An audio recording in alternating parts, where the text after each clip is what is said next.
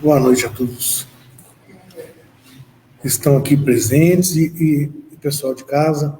Lembrando que, seguindo todos os protocolos, a gente já abriu a casa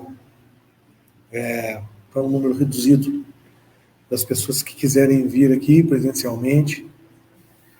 E, antes de mais nada, lembrar que vocês possam, já que não estão aqui presentes, pessoal que está em casa, de deixar um copinho com água aí do lado, para fluidificação, para que a espiritualidade coloque aí, né, as energias que possam nos trazer os benefícios para o nosso corpo físico e espiritual, para a gente poder tomar depois. Vamos iniciar então com a nossa prece, para que a gente possa atrair as boas energias, os bons fluidos, para que a gente possa facilitar a aproximação da espiritualidade com todos nós nessa noite, mais uma vez, elevando o nosso pensamento a Deus e primeiramente agradecendo pela oportunidade que nos dá de estarmos reencarnados, vivendo essa experiência de educação do nosso espírito, vivendo e aprendendo todos os momentos de dificuldade que ainda atravessamos, agradecer a espiritualidade que está sempre conosco, nos intuindo, nos dando força, agradecer ao nosso Mestre Jesus pela obra magnífica de educação do Espírito que o seu Evangelho representa para todos nós. E pedindo a todos os que não puderam vir aqui na noite de hoje, principalmente aqueles que estão impossibilitados até de assistir, estão passando por dificuldades nos hospitais, nas casas de detenção, nos asilos. Vamos elevar o nosso pensamento a Deus, pedir à espiritualidade que leve a eles um pouco do conforto dessa energia que nós recebemos aqui, que sentimos com toda a eficiência, fazendo essa renovação dessas nossas energias, para que a gente possa continuar seguindo em frente, com fé, com esperança, de que tudo passa, de que as coisas vão melhorar, e de que somos nós os responsáveis para que isso aconteça da melhor maneira possível, lidando de uma forma mais intensa com o nosso jeito de olhar o nosso semelhante, a nossa vida, amando mais, tendo mais empatia, fraternidade uns pelos outros. Enfim, que nós possamos entender mais o amar-vos uns aos outros que Jesus nos trouxe, que nos faz tão bem, que nos faz tanta falta. Bom, na noite de hoje, nós tivemos como tema remorso, arrependimento e reparação. Então, quando a gente analisa o Velho Testamento como sendo a primeira revelação, Jesus como sendo a segunda revelação, e o Consolador prometido como a terceira revelação, a gente percebe que a cada nova revelação que nós temos, é como se a gente estivesse num jogo de videogame que vai ficando mais complexas as fases, as tarefas que a gente tem que realizar. Se a gente observa as palavras de Jesus quando ele nos diz: ouvistes o que vos tem sido dito, não façais aos outros o que não quereis que eles vos façam. Se referindo ao preceito do Velho Testamento, que o objetivo de um ser que seguia a Deus era tão somente não fazer o mal. Bastava não fazer o mal. Não fazer o mal a ninguém, né? E ele vem e acrescenta, digamos assim, nos faz mudar de fase desse videogame. Utilizando-se da lei do progresso, ele vem e nos solicita uma inversão dessa leitura e diz assim: eu, porém, vos digo, façais aos outros aquilo que vós quereis que eles vos façam. Então, se antes apenas não fazer o mal era suficiente, agora é preciso fazer o bem no limite das nossas forças. É assim e que a gente percebe ao longo das revelações que certos sentimentos vão se sofisticando. Eles vão exigindo de nós um compromisso maior, uma verdade maior, no sentido de quando a gente vai executar isso. E assim acontece também com os sentimentos do remorso, do arrependimento, da reparação. Né? Nós vivemos numa sociedade que tem várias religiosidades, e quando a gente fala de religiosidade, nós não estamos aqui nos referindo ao fato de tão somente que haja várias religiões, mas existem várias formas de culto que as pessoas prestam ao mundo, né? À sociedade, ao consumo, por exemplo, é uma forma de culto, ao corpo, é uma forma de culto. Existem várias formas de cultos vazios que a gente faz, às vezes, no nosso dia a dia. E nós nos acostumamos, ao longo das nossas experiências reencarnatórias, a alguns tipos mais simplistas de arrependimento e de remorso. Então, quando a gente analisa aqueles programas na TV que a TV solicita que um casal em conflito, ou com uma mãe e uma filha, vão àquele programa para poder discutir publicamente, né, o seu drama pessoal, expor a família, e você vê na sequência que o provocador do mal-estar, ele chora, ele faz uma cena de comoção, de arrependimento aparente, e aí no final é como se as pessoas do programa e todas as pessoas que estão assistindo ali, e você que está do outro lado também, já que ele se arrependeu, já que ele está chorando, já que ele está reconhecendo que errou, então vá em paz, que o Senhor vos acompanhe, né? Pode voltar agora para o seu futebol, para a saída ao supermercado, ao shopping, que está tudo kits, você não precisa fazer mais nada. Acontece que se fosse tão simples assim, como é que nós iríamos encarar a justiça como a justiça divina, né, que tem como princípio fundamental reparar o mal? Então, para que a gente possa entender essa evolução, né, conceitual como proposta para a nossa vida, a gente pode deduzir sobre remorso, arrependimento e reparação o seguinte: o arrependimento é sempre uma reação emocional. Uma reação emocional que nós temos em relação a algo feito, né, em relação a alguém no passado. Então, ele tem sempre como característica dois tempos. Aquele que já se foi e que eu fiz alguma coisa que provocou um dano, e o presente que começa a me incomodar, porque eu fiz algo errado, eu causei algum dano, e para eu me sentir um pouco mais apaziguado com a minha consciência, eu passo a lançar mão desse sentimento de arrependimento, aliás, no primeiro momento de remorso, que é só aquele sentimento assim: eu não devia ter feito isso, né? Então eu tenho que chorar mesmo, então eu tenho que ficar triste, eu tenho que sofrer e querer punições pessoais.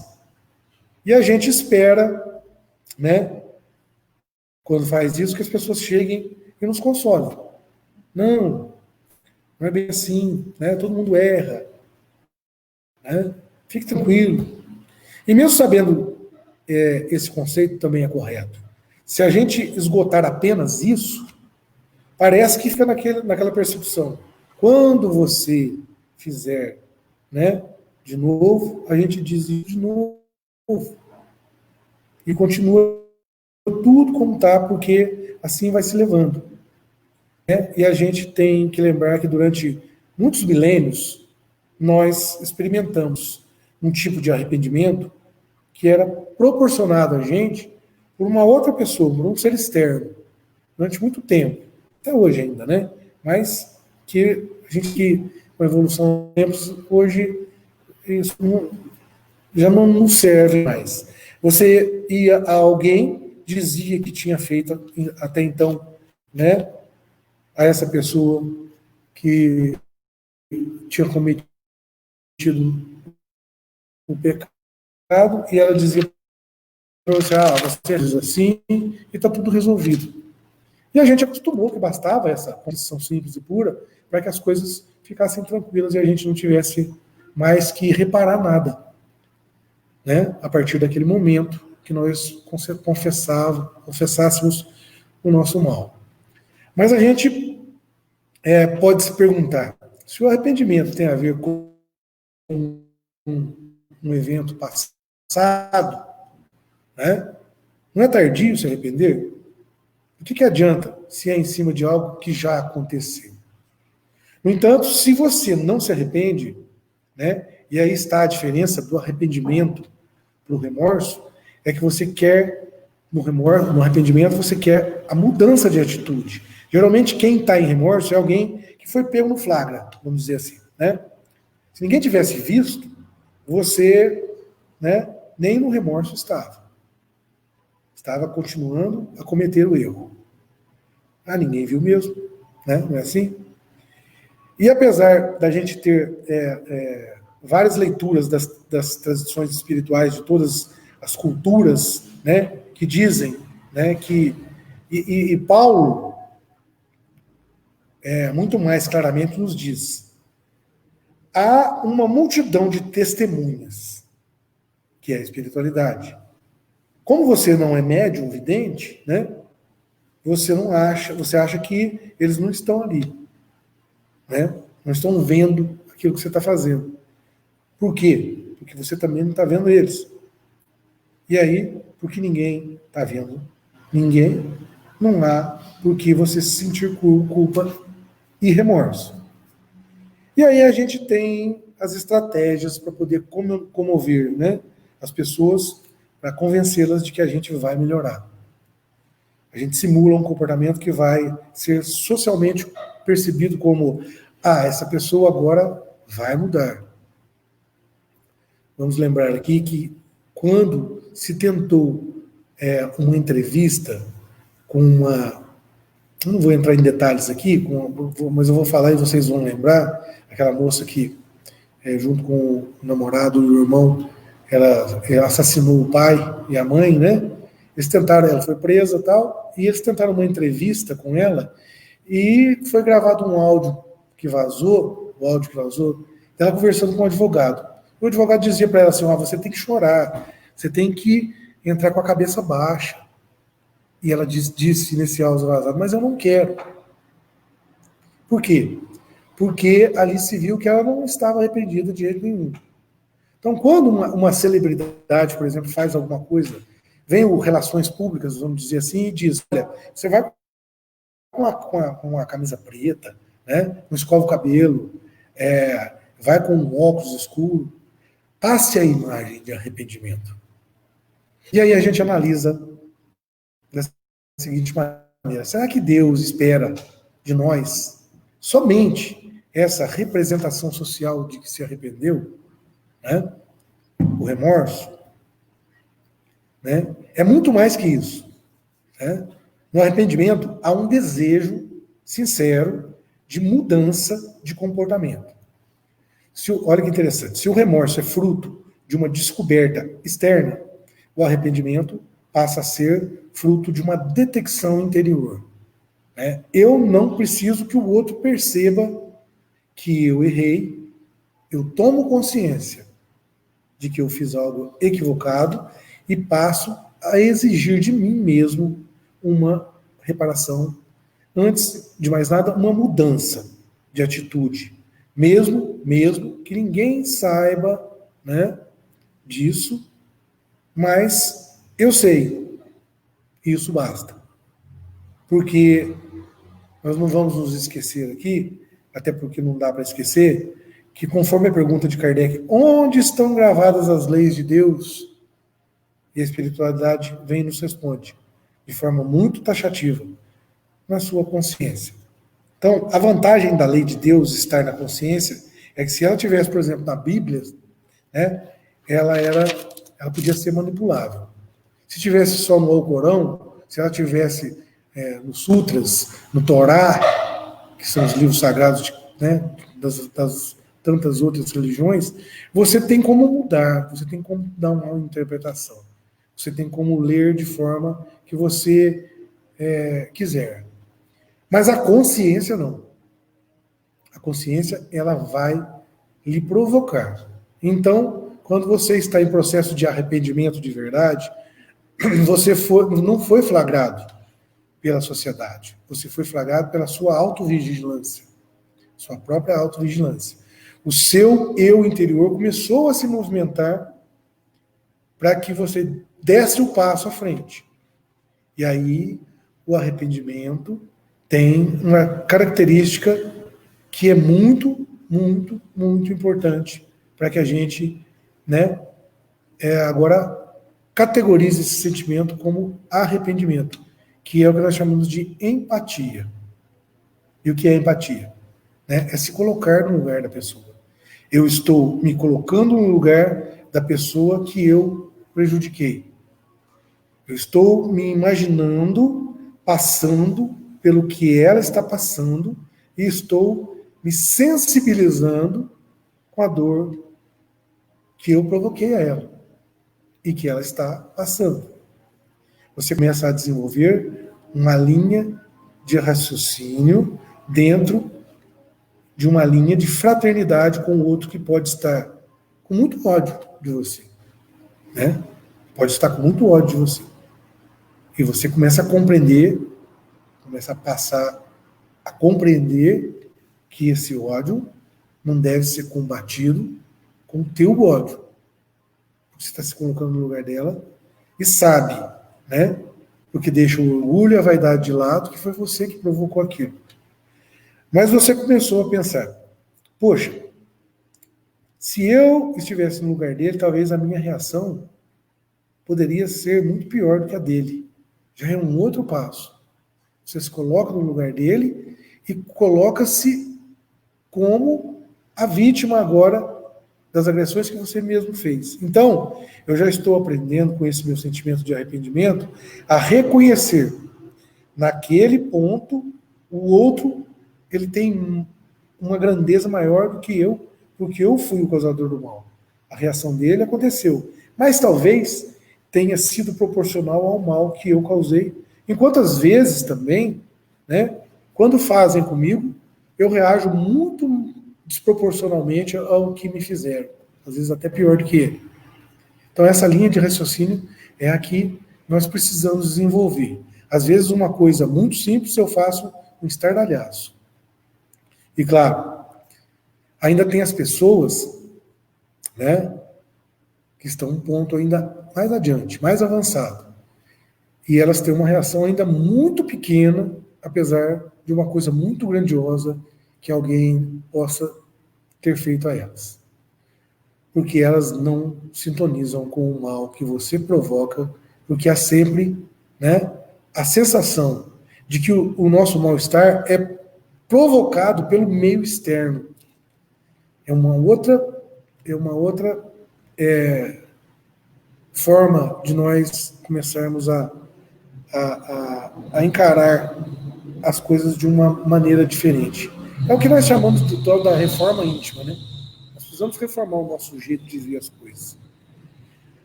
Ah, eu tô mal porque fulano não gosta de mim.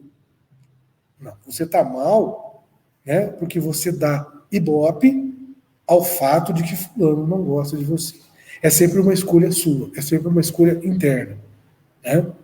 As pesquisas sobre o comportamento humano dizem, né, que evidencia-se hoje claramente que não existe no mundo externo da mente humana, né, nenhum evento capaz de desencadear autodestruição, a não ser a forma de como eu enxergo o fato da agressão. Às vezes, o teu jeito de enxergar o mundo é que te dá condições de ver que aquilo te agrediu.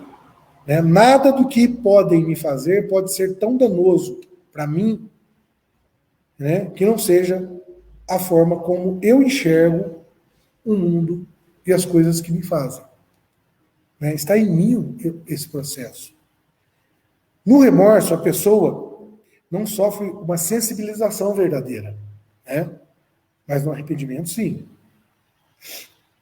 O remorso é uma impotência. Ele voltará a cometer o mesmo erro, o mesmo pecado novamente. O arrependimento é uma força que põe termo a tudo. Essa é uma frase de Balzac. Né? O arrependimento, resumindo, é a dor que eu sinto pela dor que eu causei. Né? E tem a terceira fase. Né? Terceira fase que é a terceira fase do jogo, que é a reparação. Né? Agora, somos chamados à reparação, que é aquela proposta do cristianismo, né, do cristianismo redivivo, solicitando a todos nós mais do que apenas remorso, solicitando a nós mais do que apenas o arrependimento, mas a reparação. Kardec, no capítulo 7 do livro Céu e Inferno, no item que ele fala do Código Penal da vida futura, ele fez um comentário sobre essa ideia da reparação. Ele diz assim: a necessidade da reparação é um princípio de rigorosa justiça que podemos considerar como a verdadeira lei de reabilitação moral dos espíritos. Eu vou ler de novo. A necessidade da reparação é um princípio de rigorosa justiça que podemos considerar como a verdadeira lei de reabilitação moral dos espíritos. Né? E é o que nós estamos aqui, né, fazendo. Nós estamos aqui reabilitando moralmente a cada um de nós. Mas a pessoa que eu fiz o mal morreu, desencarnou, né? E aí? É uma doutrina que nenhuma outra religião havia proclamado até então, né? Como é que eu vou reparar o mal se a pessoa morreu? E Kardec continua. A reparação não havia sido proclamada até então, por quê? Porque para reparação, eu teria que ter sempre a oportunidade de me encontrar com a criatura para reparar. E se ela morreu? Né? Eu só vou entender a reparação, então, como reencarnação também, porque eu vou me reencontrar com aquela criatura que eu detesto ou que me detesta, né? É a lei. Então, enquanto houver necessidade de reencontro para que eu saia da zona de conflito, né? Para que eu entre na zona de paz, que eu saia do ódio, para que eu possa amar, eu vou me reencontrar com a criatura. Né? Porque é lei do universo. Né? É a lei do amor. Até porque o ódio, como nos disse o Divaldo, o ódio é um sentimento de amor que adoeceu, mas que vai se curar. Então, é tudo articulado, no sentido de renovação de atitude. Não é por acaso, né? Deus, como nos dizem os pensadores, Deus não joga dados. Então, procuremos, todos nós, refletir sobre esse ponto de vista para o nosso próprio crescimento. Nós estamos entrando na fase da reparação. Nós estamos diante de um tempo em que nós precisamos nos dedicarmos à reparação. O remorso, o arrependimento já estão presentes nos nossos sentimentos durante muito tempo, e agora nós precisamos converter, vamos dizer assim, as nossas energias, a nossa atitude de renovação íntima para a reparação. Então, é preciso buscarmos, e esse tempo está nos ensinando a isso, por humildade. Nós precisamos entender que somos ainda muito pequenos, que precisamos buscarmos por essa humildade que existe e que precisa ser desenvolvida em nós, para que a gente possa fazer pelos outros aquilo que nós queremos que os outros façam por nós.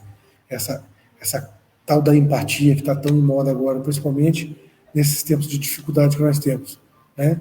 Ver o ser que está do teu lado com outros olhos, se colocar diante das dificuldades dele e reparar muito mais aquilo que nós precisamos reparar internamente em nós, para que a gente possa consertar alguma coisa que precisa ser consertada. Então nós tenhamos a convicção interna de que é preciso, através do remorso, despertar o sentimento de arrependimento, mas muito mais que isso é desejado, né, é chegado o tempo da reparação. Né? Pois, como nos diz Kardec, a reparação é a verdadeira lei de reabilitação moral dos espíritos. E para isso, né, e é para isso que nós estamos aqui. A reencarnação é bênção do Criador no sentido de nos beneficiar a reparação para que nós possamos seguir em paz rumo ao trabalho edificante de educação do nosso espírito imortal.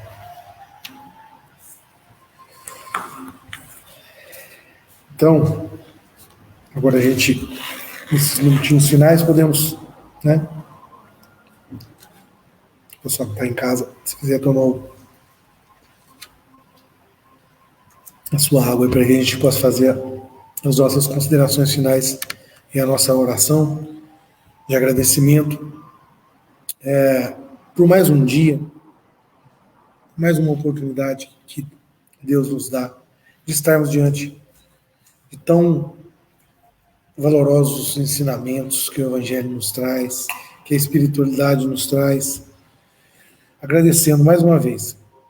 Primeiro, a oportunidade de mais um dia, de vivenciarmos experiências que possam, de uma maneira muito ampla, nos ensinar, se assim nós estivermos dispostos a aprender. Agradecer pelo nosso trabalho, pela nossa família, pela vida que se apresenta da maneira como ela se apresenta diante dos nossos olhos, diante desse momento. Né? Que nós possamos deixar toda a ansiedade daquilo que virá, que nós possamos deixar todo o sentimento de culpa daquilo que já ficou para trás e nos adequarmos a viver plena e intensamente agora. Porque agora é o momento de transformação. Que nós podemos fazer agora.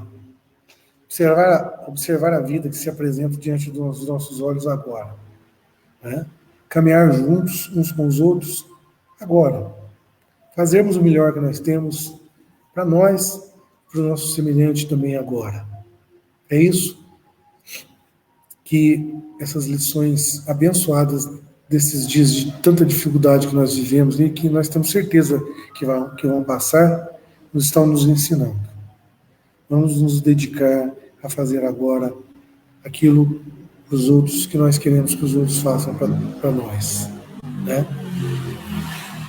Vamos, nesse momentinho final, levar o nosso pensamento a Deus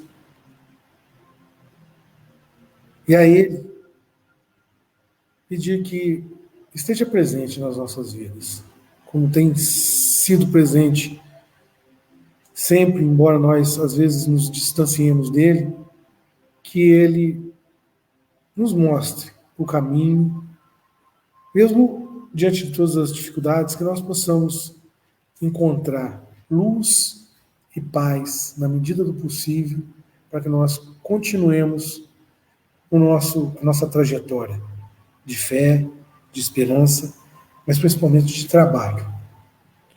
Trabalhando internamente para que nós sejamos pessoas melhores uns com os outros, espíritos que possam internamente nos iluminar, mas mais do que isso, fazermos a diferença iluminando a vida de alguém ou de algum irmão nosso que nós sabemos que está à nossa disposição fazer isso.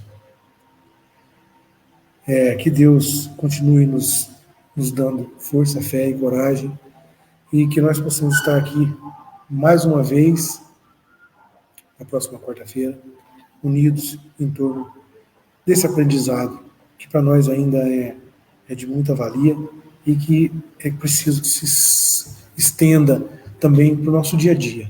Nós possamos levar todos esses momentos que nós estamos aqui, o resto da nossa noite de quarta-feira, e possamos estender da melhor maneira possível o resto da semana. Vocês tenham aí em casa uma boa noite, pessoal daqui também vão em paz, que Jesus nos ilumine, nos abençoe e continue nos dando força, fé e coragem. Que assim seja.